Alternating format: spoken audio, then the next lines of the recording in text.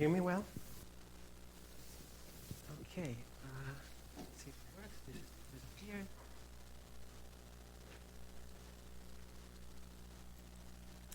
All right. So hello, everyone. Happy to be here. I'm Elia. I'm working with Robert Fellman at the University of Zurich. And today I would like to share with you my work on starburst galaxies and their nature in the context of cosmological simulations. So by starburst galaxies, I refer to the most intensely star-forming outliers above the star-forming main sequence. And several scenarios have been proposed for their nature and their impact on galaxy formation and evolution, among which studies suggest that they might have enhanced molecular gas reservoirs to fuel these extreme star formation rates, or some other studies show that an increased efficiency in converting this very gas into stars might be crucial. And among the triggering mechanisms for starburst galaxies, especially in the low redshift universe, one possibility could be galaxy interactions in general, galaxy mergers.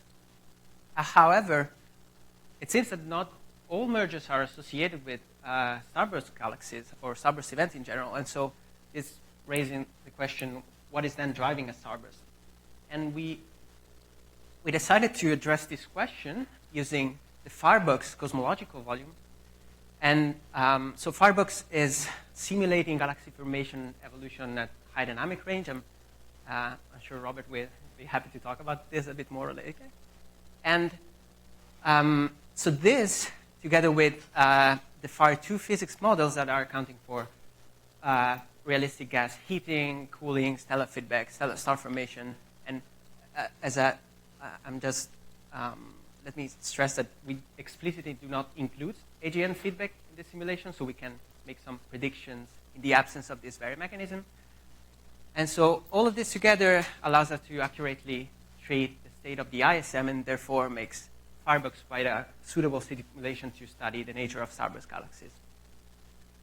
So what we did is to consider all of the galaxies in Starbursts with a stellar mass above 10 to the 8 solar masses, redshift range from 0 to 1, so we have some mass-complete representative sample after cosmic noon. And we define a starburst to be a galaxy with a star formation rate that is a factor of 4 above their value on the star-forming main sequence, given their stellar mass and redshift. And so if we do so, we retrieve some, just here I would like you to focus on the middle panel. We retrieve fractions that are quite consistent with what we observe in the local universe, going from 2 to 8% depending on stellar mass and redshift. And together with our starburst sample, we also populate a control sample of non-starbursting galaxies that has been mass and redshift matched to the starburst sample we have. So now, okay, let's start with populating this plane here, where we show the total molecular gas mass in our galaxies versus their total star formation rate. And so in blue, you can see all of our starburst galaxies, red, all of our control non-starbursting galaxies. First thing you notice is that starburst galaxies, on average, they have shorter gas depletion times of order of few hundred megayears. And they also have, on average, again, larger molecular gas masses. However, you see that control galaxies, in red, they extend to similarly high or large molecular gas masses, but they have a significantly smaller lower limit here. And the second thing we are showing here is the evolution of starburst galaxies in this plane, according to different stellar mass bins, from a period of time of about 50 megayears prior to the beginning of the starburst event to the starburst event, or during the starburst event. And what you see is that starburst galaxies move from the region populated by control galaxies to what I will refer to as the starburst sequence here, by increasing their molecular gas mass and mainly by shortening their depletion time. Right?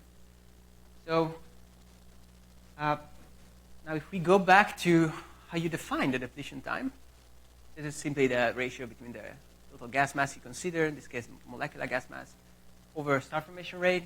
And just by rearranging terms here, this is going to be proportional to the ratio between the fraction of molecular gas you have in a galaxy, so how much molecular gas over total gas you have in a galaxy, over the fraction of gas that is eligible for star formation in our model in this case. So you can refer to this as fraction of gas that is effectively at high enough densities to form stars.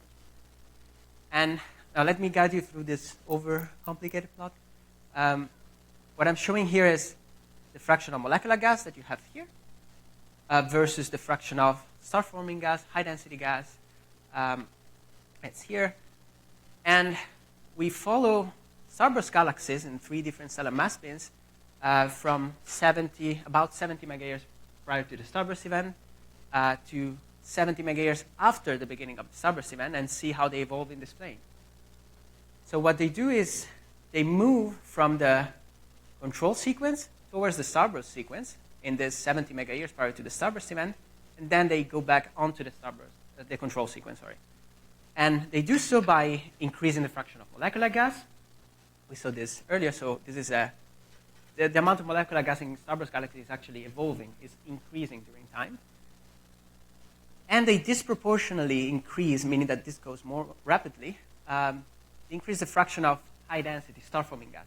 So what you conclude here is that this is why they end up having shorter gas depletion time. It's because of the different evolution of these two quantities. Okay, sorry, I should have switched to this slide earlier, but okay. Right, and so this very evolution is also associated with some gas compaction event. And so here is a similar plot as you've seen before. Here we showed the amount of gas in the central kiloparsec of our galaxy, central region, versus the total gas mass of the galaxy. And so you see the starburst galaxies move once again from the control sequence, so from normal, non-starbursting galaxies, onto the starburst sequence by increasing significantly the amount of gas in the central regions, but keeping approximately a constant total gas mass. So we can refer to this as a gas compaction event, and indeed we show that here in green you can see the evolution of the mass in the central regions of our starburst galaxies, and in black the star formation rate renormalized by the value at the starburst time at the beginning of the starburst event. And you see that indeed the increase in the mass in central regions peaks before the peak in the star formation rate. And so we use this to conclude that gas compaction is indeed the driver for our starburst events. So this is the picture so far. We have where this gas compaction event is going to drive an increase in the mass in the central regions. You have a disproportionate increase in the fraction of high-density gas in the galaxy compared to the fraction of molecular gas. This can be associated with a shift towards high density of the gas density PDF in the galaxy. And in turn, this is going to result in short gas depletion times for our starburst galaxies and larger molecular gas masses. So now the question translates to, okay, but then what is driving this compaction event? So one possibility is through galaxy interactions or mergers or flybys. And so what we did was to classify all of our starburst and control galaxies as interacting, non-interacting based on their environment. And again, for the sake of saving some time, I would like to focus just on the plot on the right here. Here we show the fraction of interacting galaxies in both our starburst, blue, and control, red samples as a function of stellar mass. And you see that the fraction of starburst galaxies that is found to be interacting shoots up above 10 to the 10-ish solar masses in stellar mass. And here you have a huge discrepancy with respect to control galaxies. And so you can use this to conclude that at high masses, mergers, galaxy interactions in general, might be the trigger mechanism for starburst. But you see that at lower masses, especially, you have a high fraction of starburst galaxies that are found to be non-interacting. So we moved to considering our control galaxies that are non-interacting and see in what conditions they will eventually become starbursts.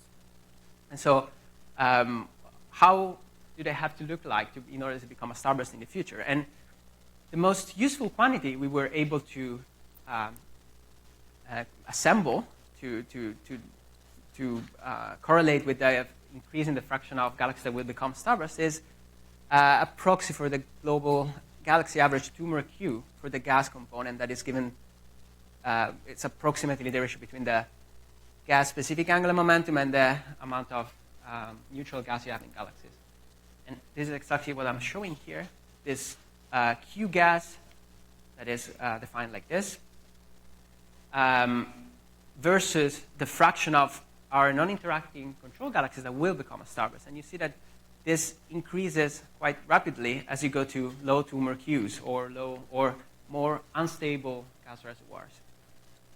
And together with this, you have also that the more unstable your reservoir is globally, also the sooner you will end up becoming a starburst.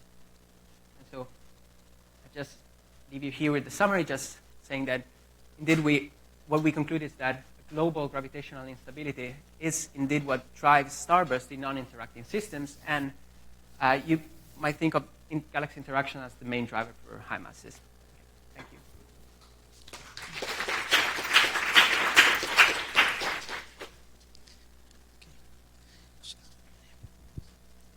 I was wondering because in our simulation, my name is Omri.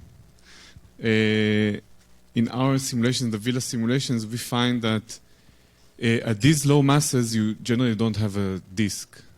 I was wondering if this is the same in your simulations, and if so, how valid is your tumor analysis if there's no well-defined disk? Yeah, very good question. It's so yes, most of our low mass galaxies that will end up being starbursts are not disky, not at all. But again, this is not really related to a tumor analysis. It's a quantity that we build up out of average quantities in the galaxy, right? And if you want dimensioning and the way it is constructed, it resembles some tumor Q for the gas if you average over the whole gas reservoir of the galaxy, right? So it's not strictly speaking the tumor Q for disks, right? But we say that it might be a proxy for how globally unstable the gas reservoir is. Name's Sam from UC San Diego. You probably mentioned it somewhere, and I may have just missed it, but is the cosmic ray physics included in the Firebot simulations you're looking at? If so, how would you say about the effects of cosmic ray about the starburst and gas compaction phenomena you mentioned about? Sorry, what physics? Sorry. Is the cosmic ray physics included in the Firebot simulation? And how would you say about the effects of the cosmic ray physics on the right, phenomena? I think cosmic ray physics is not included in Firebot, so okay. In this case, it's not included. And how would you say, if it were to be included, how would you say about effects about it? On starburst galaxies? On the phenomenon that you wanted to discuss here. Honestly, I don't know, honestly. Okay. Sorry. Any more questions? Maybe one? Okay. Sorry.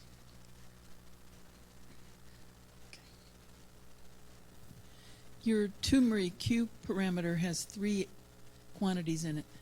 Did you examine whether separately any one of those was more important than the others? Yeah.